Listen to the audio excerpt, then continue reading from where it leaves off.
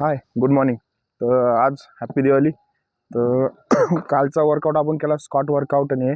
तर आज आपण करणार आहे इन आउट. इन आउट जे नवीन असते पोरं नवीन रनिंग चालू करते तर त्यांची काय होते, पाय बरोबर पडत नाही. तर त्यासाठी एक वर्कआउट आहे, बेस्ट वर्कआउट आहे, तो आज करणार आहे. तर चला आज वर्कआउट बघू. आजचा वर्कआउट आहे आपला in out workout. In out workout म्हणजे जे पोरं नवीन असते, नवीन रनिंग चालू करते, त्यांचं काय होतं प्रॉब्लेम, पाय सरळ पडत नाही रनिंग करताना. तर पाय इकडे तिकडे बसते, बॉडी बॅलन्स राहत नाही. तर ह्याच्यामुळं बेस्ट एक इन आउट वर्कआउट आहे. लॅडर वर्कआउट पैकी एक वर्कआउट आहे इन आउट वर्कआउट.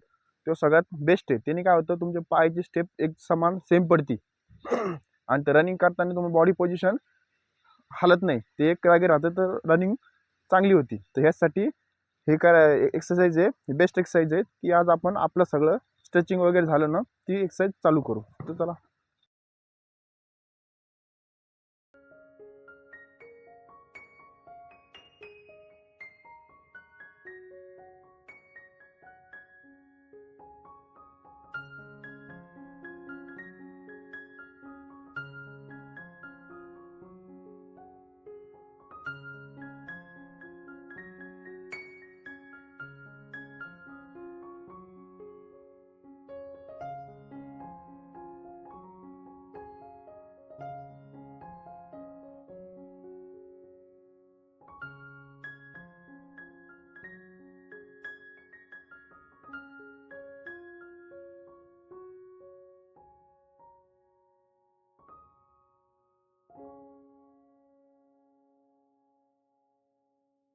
झाली स्ट्रेचिंग कम्प्लीट.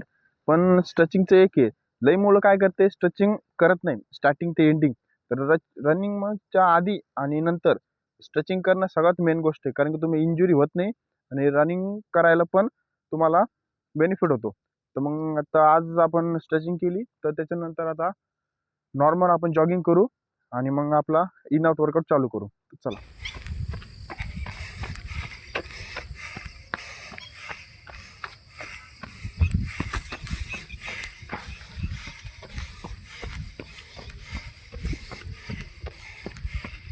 झालं. 2 किलोमीटर आपली नॉर्मल जॉगिंग कंप्लीट झाली. तर आता याच्यानंतर आपण इन आउट वर्कआउट करू. पण जॉगिंगमध्ये एक लक्ष ठेवायचं, ते स्टार्टिंग ते एंडिंग स्पीड दरवेळेस सांगतो सेम ठेवायची. ह्याने काय होतं, तुम्हाला रनिंगला वाढती आणि तुम्हाला कळतं आपली रनिंग वाढू राहिली नाही वाढू राहिली. नाही तर आपण स्टार्टिंगला जोरात पळतो, स्लो पळतो, ह्याच्यानं समजत नाही. त्याच्यामुळे तुम्हाला दरवेळेस सांगतो की स्टार्टिंग ते एंडिंग स्पीड सेम ठेवायची. ते लक्ष नाही. इन आउट वर्कआउट बघू. तर हे या पद्धतीने इन आउट वर्कआउट असतो. कोणतं पण एक पोझिशन घ्यायची, in in out out, in in out out, in in out out, in in out out. ह्याने काय होतं, पायची स्टेप एक समान पडती. तर आज हा वर्कआउट करू आपण. चला.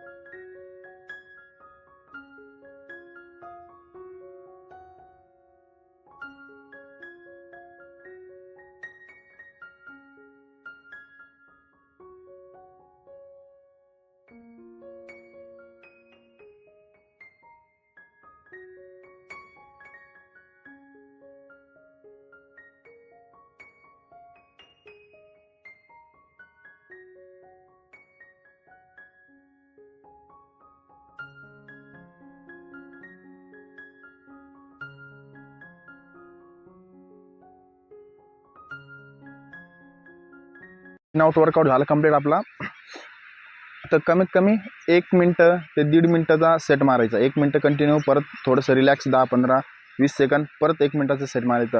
असे 4-5 सेट मारायचे. तर याने कसं पायाचा रिदम बरोबर पडतो.